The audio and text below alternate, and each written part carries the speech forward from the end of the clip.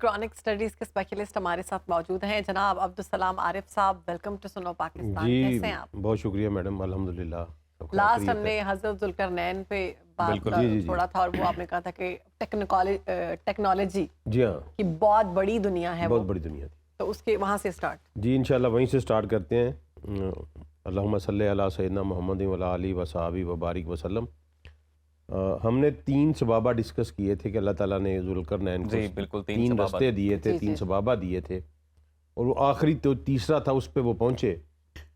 تو اب یاجوج ماجوج کا وہاں پہ ذکر ہے. وہاں ایک وہ قوم سے ملے جس نے کہا جی کہ ہمیں تنگ کرتے ہیں آپ, کائنڈلی ہمیں ان سے بچائیں. اس کے علاوہ وہ کوئی بات سننے پہ تیار نہیں تھے. یاجوج ماجوج یاد رکھیے گا کہ یہ آخر الزمان کی ان چند اہم نشانیوں میں سے ہے جن کا قرآن میں ذکر آیا ہے.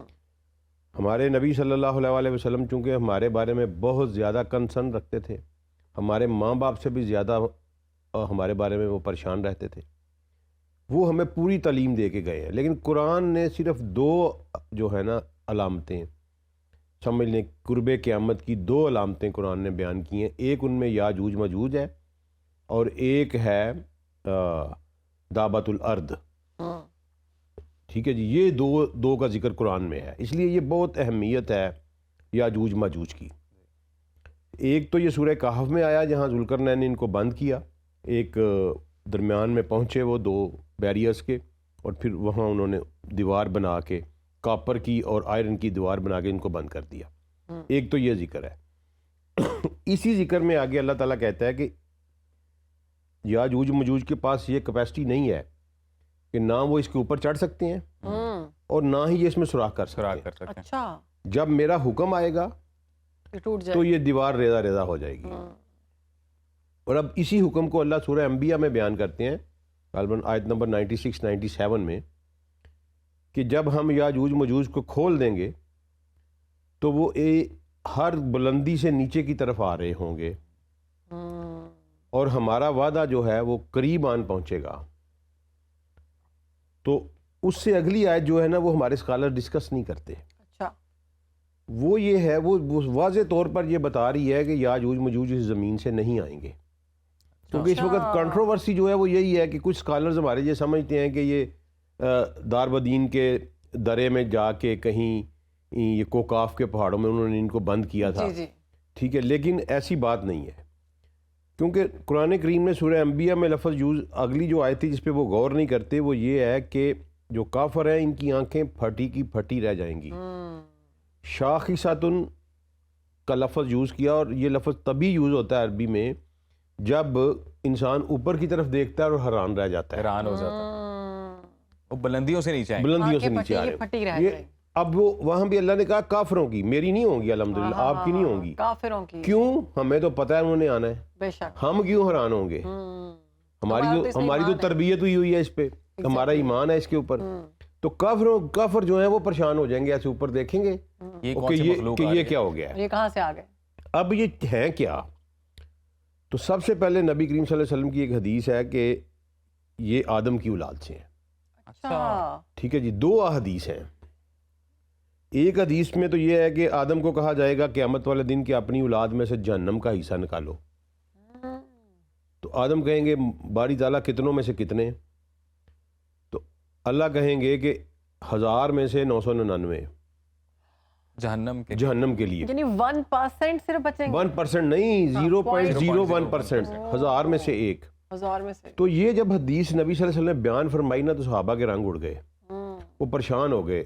تو نبی صلی اللہ علیہ وسلم نے فیل کیا, ان کا کیا ہوا ہے؟ انہوں نے کہا یا رسول اللہ 1000 میں سے ایک, ہم تو مارے گئے.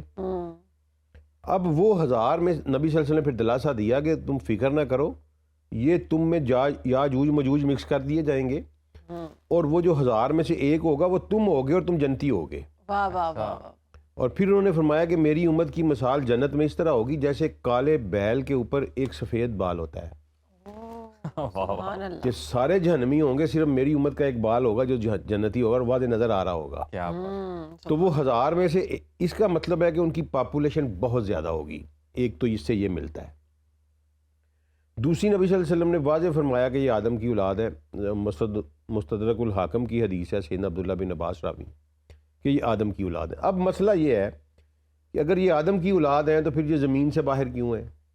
یہ کویشچن میں بنتا یہی ہے سوال پوچھنے والا تھا کہ آدم کی اولاد ہیں تو پھر یہ بڑا ویلڈ کویشچن بنتا ہے. اب جہاں کہیں بھی میں نے یہ بیان کیا ہے اسٹوڈنٹس نے یہ کویشچن ضرور کیا ہے.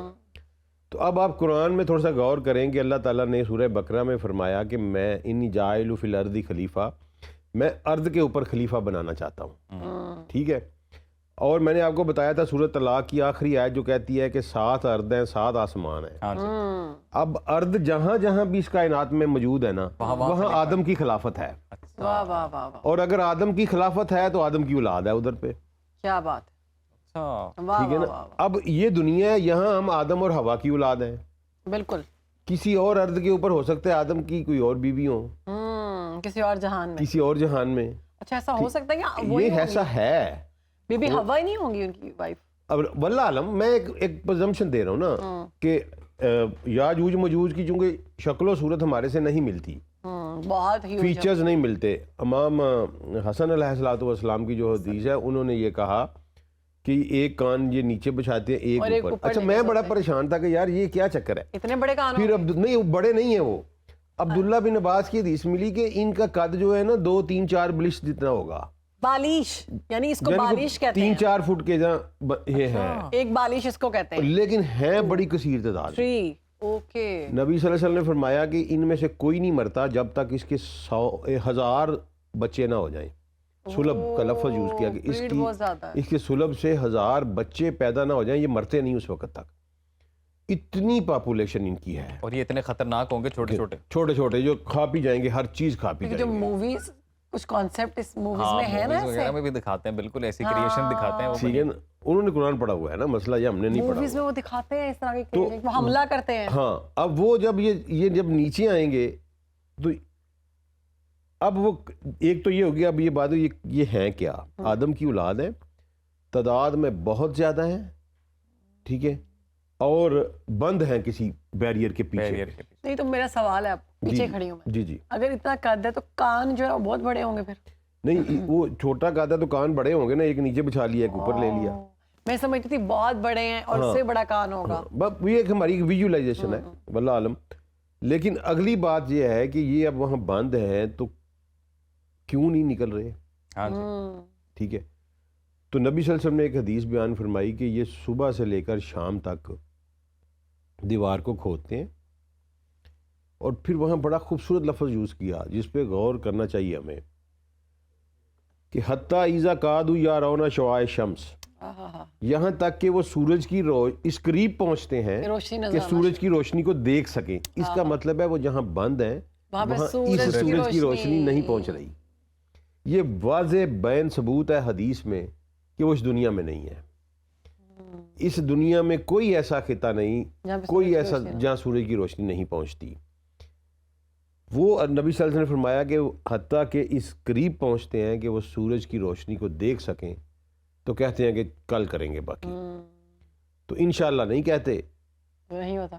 تو وہ دوبارہ آتے ہیں تو وہ دیوار پھر وہی مکمل ہو جاتی ہے.